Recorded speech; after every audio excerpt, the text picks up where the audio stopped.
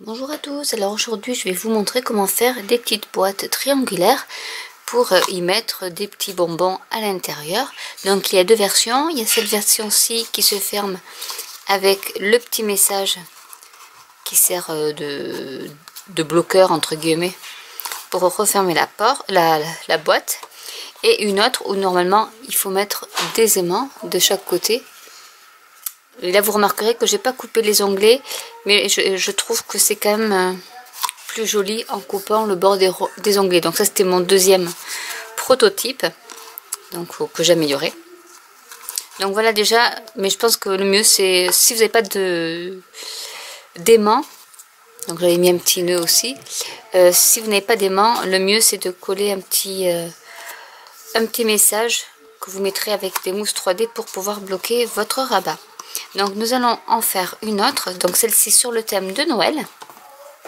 Pour ceci, il vous faut une cardstock. Là j'ai pris du papier cartonné rouge. Donc il vous suffit juste d'une base de carte en papier cartonné en A4. Ça suffit largement. Et j'ai préparé mes petits panneaux qui vont décorer ma boîte. Et là pareil, il vous suffit juste d'avoir une feuille d'un bloc 6 par 6. Donc je vais vous donner les mesures.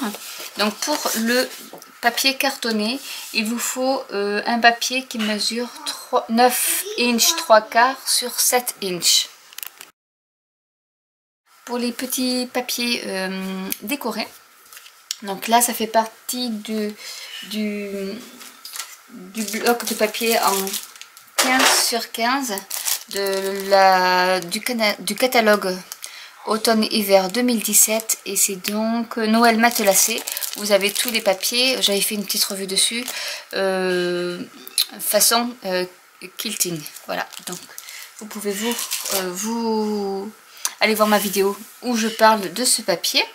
Donc j'ai fait, donc pour les papiers, pour le rabat qui est ici, il vous faut deux papiers de 1,5 sur 1 inch et demi sur 2 inch 3/4. Je vous mettrai toutes les mesures en inch et en centimètres en barre d'infos que j'ai arrondi pour faire le coin. Voilà, donc ça c'est pour mes rabats. Ensuite il me faut deux papiers de 2 inch 1/4 sur 2 inch 3/4 et un papier, donc un carré de 2 inch 3/4 sur 2 inch 3/4. Donc les papiers étant découpés, on va passer à marquer nos plis. Donc pour ceci, je prends ma planche de marquage.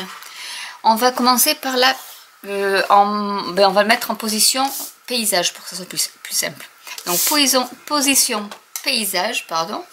On va, alors cette fois-ci je prends un stylet parce que je trouve qu'avec mon plioir ça fait des marches. Donc j'utilise ce stylet parce qu'en fait avec mon plioir ça fait des traits trop larges à mon goût et trop grossiers. Donc ça c'est des dotting tools qu'on trouve pour le nail art, hein, donc nail art, pardon, je vais y arriver. Donc voilà, donc c'est tout simple, hein. Vous pouvez vous servir dans ça. Donc sur la table de marquage de chez Stampin' Up, c'est un stylet de ce un peu bon, avec peut-être des dots, des boules un peu plus petites, mais bon c'est celui que j'ai le plus fin. Donc je suis avec celui-là. C'est vrai que chez Stampin' Up il sera peut-être plus adapté à la table de marquage, mais avec celui-là ça fonctionne, donc je l'utilise. Donc pour tout ce qui est marquage, le premier marquage va être à 1 inch 3/4, donc ici.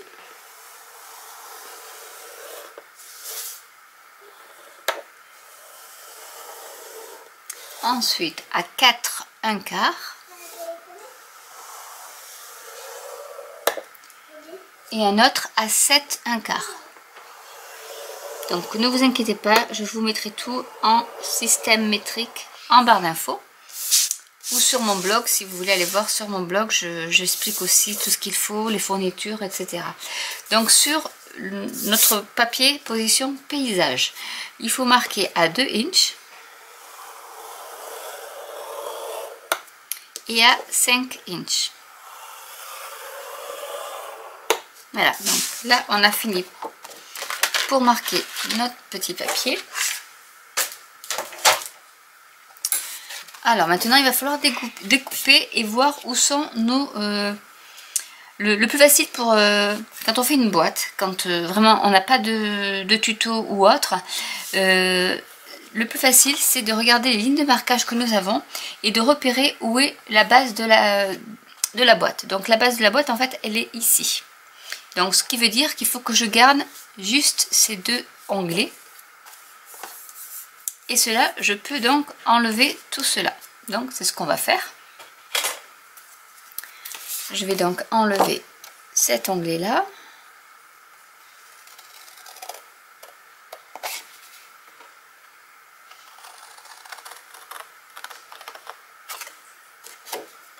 Alors les petites chutes, je les garde parce que ça peut toujours servir pour quand on a des cartes à faire ou autre pour les sentiments ou faire un petit liseré rouge sur des sentiments qui sont écrits sur du fond blanc. Ça peut toujours servir. Donc moi je garde, j'ai une petite boîte où je me garde toutes mes chutes de papier parce qu'on peut vraiment s'en servir pour tout. Donc là je coupe le grand onglet.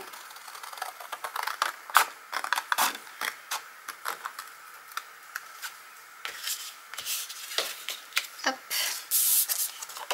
Ici pareil.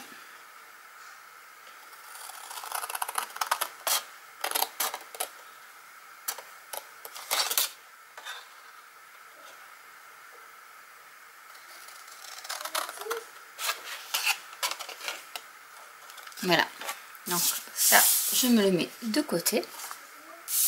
On va maintenant plier. Avant de plier, on va faire une marque parce qu'il faut qu'ici il y ait un petit triangle. Alors, donc là je pars en inch parce que c'est le plus simple. Ça fait 3 inches. Donc du coup je vais faire une petite marque en haut du papier à 1,5. De l'autre côté pareil.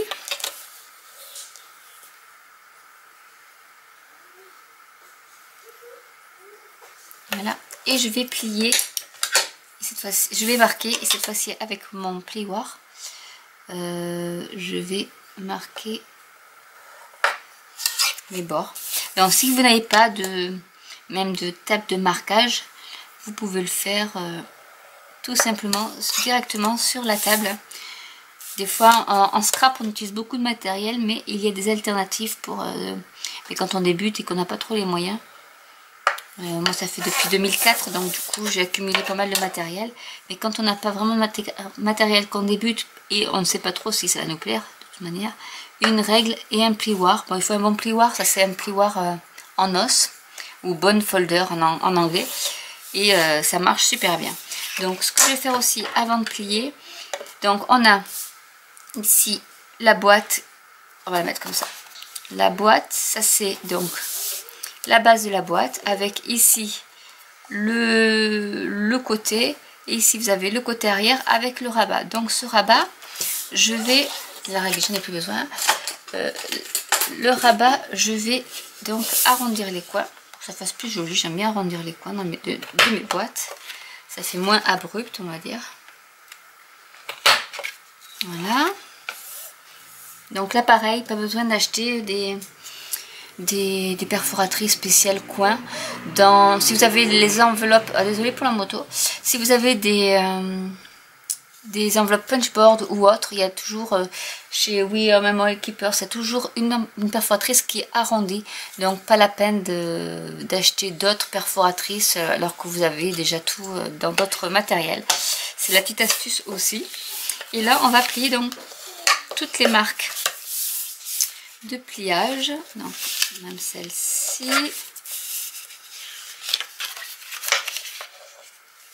on va plier celle-ci. C'est une boîte qui est assez facile et assez rapide à faire, comme je vous avais montré celle une petite boîte triangulaire aussi, je vous en avais montré une autre. Celle-là est un peu plus finie entre guillemets, elle me plaît bien aussi. On va plier ici donc nos petits triangles des deux côtés. Et vous voyez que ça marque bien, même avec le plioir sur la table, ça marque très très bien. Parce que je n'ai je fais aucun effort pour plier mon papier, qui est quand même assez épais. Voilà, donc ça c'est fait. Maintenant, on va repérer le papier qui va être collé, ça va être celui-là. Celui-là va être collé ici, et après notre boîte va se retrouver comme ceci. Je vais remettre dans le bon sens, voilà. Donc en fait, ça va, ici c'est la base, ça va être plié de ce sens-là, et comme ceci. La boîte sera faite. Donc avant de coller, je vais décorer ma boîte. Donc ça c'est l'intérieur, ça c'est l'extérieur. Je vais prendre mes petits papiers que j'avais et on va commencer à coller. Alors, je vais coller les rabats. Donc,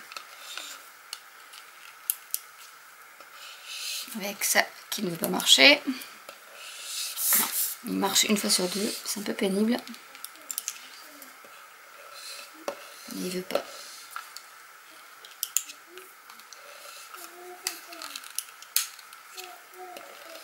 Non, il veut vraiment pas celui-là, c'est dommage. Mais il y a des fois où ça veut vraiment pas venir. Je vais changer. Je vais en rechercher un autre qui marche, miracle.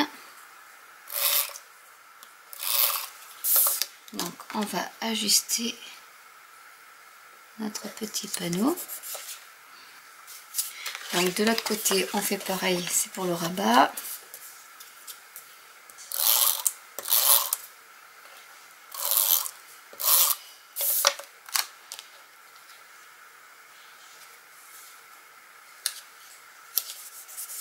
Voilà. Ensuite on repart sur le devant. Ça c'est le carré, donc le carré se met au fond de la boîte.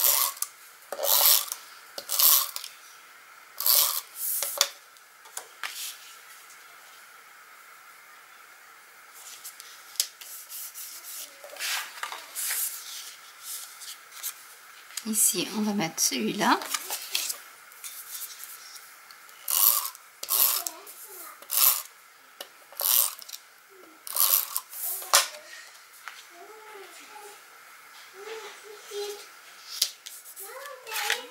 Et celui-là ici.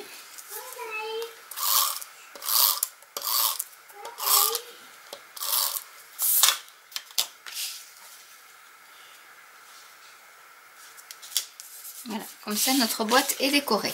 Maintenant il va falloir coller ces deux onglets. Hop, nos deux onglets à cette boîte, comme ceci. Donc je vais mettre de la colle à ce niveau-là.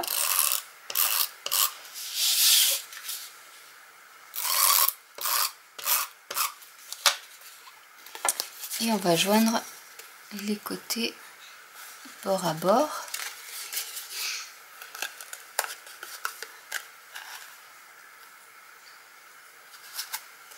Et à l'aide de mon plioir, je vais bien aplatir. Alors ce que je vais faire aussi, c'est que je vais couper à peu près 1 cm du bord. Pour que ça fasse un petit rabat comme ça, qui ferme la boîte mais qui soit pas trop moche par rapport au triangle. Donc je vais faire pareil de ce côté. Voilà. Et il ne me reste plus, voilà, donc la boîte est terminée. Il ne me reste plus qu'à mettre un petit sentiment ici pour bloquer en fait comme ceci. Donc là je vais utiliser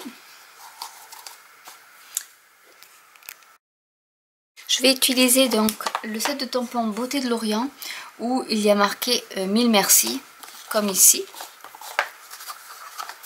1000 merci avec ce petit arabesque qui est ici. Donc je vais mettre ça et je vais utiliser le petit die de ce set là qui s'appelle Rose Wonder. Donc c'est la roseraie Framlitz. Hop, et donc je vais utiliser celui-là. Donc en fait c'est Rose Garden Tailed Style. Donc je vais utiliser, parce qu'il y a, c'est des magnifiques tailles en fait, qui permettent de faire des jolis roses bien détaillés. Et du coup je vais utiliser la petite bannière pour faire mon sentiment. Alors on va commencer. Donc je vais prendre mon set de tampons, aimanté, pardon. Je vais prendre mon encre rouge et je vais commencer à tamponner sur du papier blanc en utilisant le tapis mousse pour avoir une belle impression. Donc je vais voir par rapport aussi à mon die, que je sache à peu près où me mettre. Donc par ici.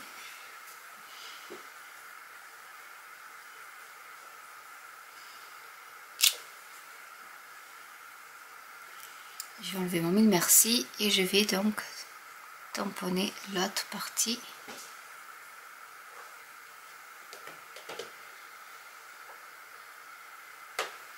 Comme ceci. Donc ça en est fini pour le tamponnage et on va donc passer à la Big Shot. Je vais mettre un petit...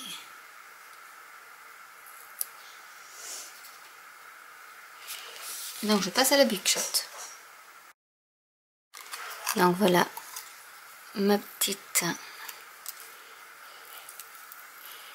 bannière est terminée.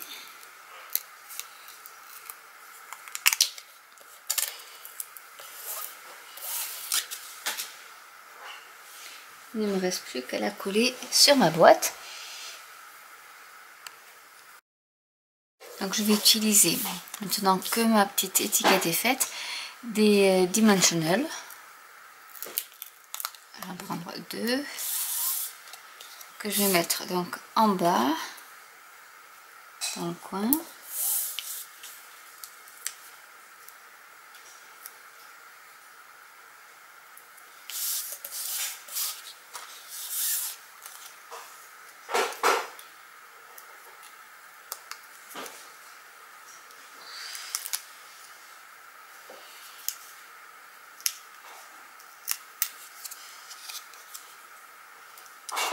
Et que je vais mettre, je vais bien centrer ma boîte, voilà, et je vais mettre l'étiquette bien centrée aussi, en faisant attention que mes dimensionnels ne gênent pas au niveau de la fermeture. Et voici ma boîte de terminée. Et donc on peut ouvrir comme ceci et refermer à l'aide de la petite étiquette.